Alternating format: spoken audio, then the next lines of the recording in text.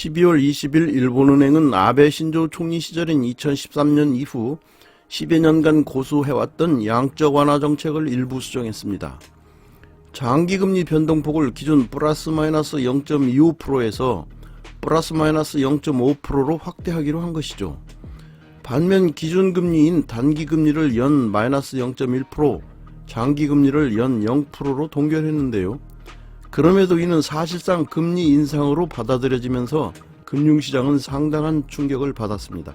일본은행의 정책 변경으로 엔화 환율은 이날 장중 3.5% 급락했는데요. 니케이 225 지수는 2.46%, 홍콩 항생 지수는 1.33% 하락했고 한국 코스피 지수도 0.8% 내렸습니다. 미국은 0.75%의 자이언트 스텝도 하는데 금리 인상을 한 것도 아니고 겨우 0.25% 밴드폭을 넓힌 것이 뭐 그리 깜짝 놀랄 일이냐고 의문이 들만한데요. 그래서 금융시장에 숨겨진 납득할 만한 흐름을 알아봤습니다. 아베는 총리가 되고 나서 잃어버린 20년을 탈피하고자 아베노믹스 정책을 추진했죠.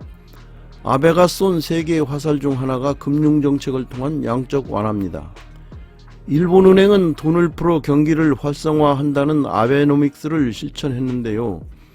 그래서 일본 국채 10년물 금리 상단을 플러스 0.25%로 제한하고 그걸 넘지 못하게 꾹꾹 눌렀습니다.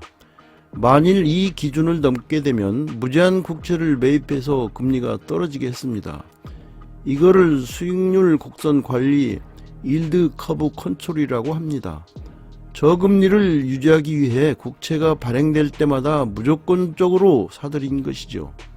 미국을 비롯한 세계 각국이 물가 상승 때문에 금리를 올리고 있는데 오로지 일본만이 제로금리를 유지하려니 다른 국가와의 금리 차가 크다 보니까 부작용이 만만치 않습니다. 여러분은 미국 정부에 돈을 빌려주면 4.5% 이자를 주는데 일본 정부에는 10년을 빌려줘도 0.25%밖에 안 준다고 하면 어느 쪽에 돈을 빌려주시겠어요? 엔달러 환율이 150엔에 육박한다는 것은 그만큼 엔화가 약세라는 의미입니다. 지난번 YCC 포기하지 않고 미 국채 내던지는 일본 편에서 언급했듯이 시장 투기 세력은 BOJ가 어느 시점에는 엔저를 더 이상 용납할 수 없는 상황이 올 것이라는 데 베팅을 한 거죠. 할 수 없이 BOJ는 엔달러 환율을 낮추기 위해 미 국채를 매도할 수밖에 없었는데요. 덕분에 페드도 국채 시장의 유동성이 부족해지는 것을 막기 위해 금리 인상의 속도를 조절할 수밖에 없었죠. 저금리 시대에는 가지고 있어봐야 가치가 떨어지기만 하는 불안한 자산 엔화는 해외로 빠져나갔습니다. 그런데 고금리 시대가 오면서 엔화 약세는 일본 경제에도 타격을 줍니다. 수입 물가가 너무 높아지기 때문이죠. 일본의 11월 소비자 물가는 작년 같은 달보다 3.7%나 올랐습니다. 1981년 12월 이후 40년 11개월 만에 가장 높은 상승률을 기록한 것인데요. 설상가상으로 일본은행의 국채 보유 비율은 다른 나라와 비교할 때 대단히 비정상적입니다. 페드의 국채 보유 비율이 20%이고 유럽중앙은행 ECB도 30% 수준인데 반해 BOJ의 국채 보유 비율은 50.26%입니다. 단기 채권을 제외한 BOJ의 국채 보유분은 535조 6천억엔에 달합니다. 일본 정부는 지금도 1년 예산의 25%를 국채 원리금을 갚는 데 씁니다.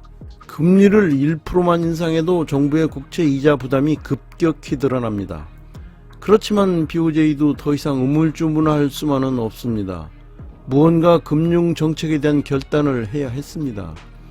물가가 심각할 정도로 치솟고 엔화 약세로 인한 무역 적자가 크게 늘자 BOJ는 금융 완화 정책을 일부 수정하기로 결정한 것이죠. BOJ가 밴드폭을 확대하기로 한 것은 어쩔 수 없다고 해도 시장이 왜 요동친 것이냐. 앞에서 시장은 사실상 금리 인상으로 받아들였다고 했잖아요. 그러면 그동안 해외로 나갔던 와다나베 부인들이 돌아올 준비를 한다는 얘기죠. 현재 일본 투자자들이 해외 주식과 채권에 투자한 자금은 3조 달러를 넘어섭니다. 이 중 미국에 몰린 자금이 절반에 달하는데요. 일본 투자자들이 보유한 국채 등 자산 가치가 네덜란드의 경우 GDP의 9.5% 수준입니다. 호주는 GDP의 8.3%에 이르고요. 프랑스와 미국도 각각 GDP의 7.5%, 7.3%를 차지합니다. 일본은행의 정책 방향에 따라 국가별로 GDP의 7에서 10%에 이르는 국채와 주식이 대량 매도될 수 있다는 것이죠.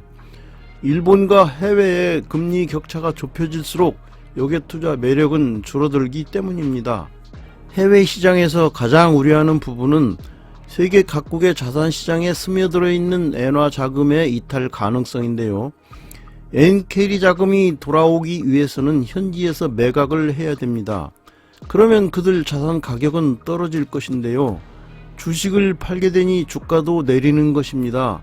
더구나 매각 자금인 달러를 엔화로 바꾸는 과정에서 달러 가치가 하락해 미국 물가를 한층 끌어올릴 수 있죠. 약달러는 미국으로서는 수입 물가의 가격 상승 요인이기 때문입니다. 하지만 일본이 드디어 금리 인상을 할 거라고 하니 엔화 가치가 올라가서 엔달러 환율이 떨어졌던 것이죠. 이제 페드도 물가를 핑계로 무작정 금리 인상을 하기는 어렵게 됐습니다. 금리 인상을 하려면 먼저 와다나베 부인에게 물어보고 해야 될 것 같습니다. 엔캐리 자금 회수는 내년부터 본격화할 것으로 전망됩니다. 10년 만기 국채 금리의 밴드폭 상한을 인상한 데 이어 내년에는 마이너스 0.1%인 단기 금리도 플러스로 올릴 것이라는 얘기입니다. 그렇지만 일본도 미국과 상의 없이 혼자 무작정 진행할 수는 없지요.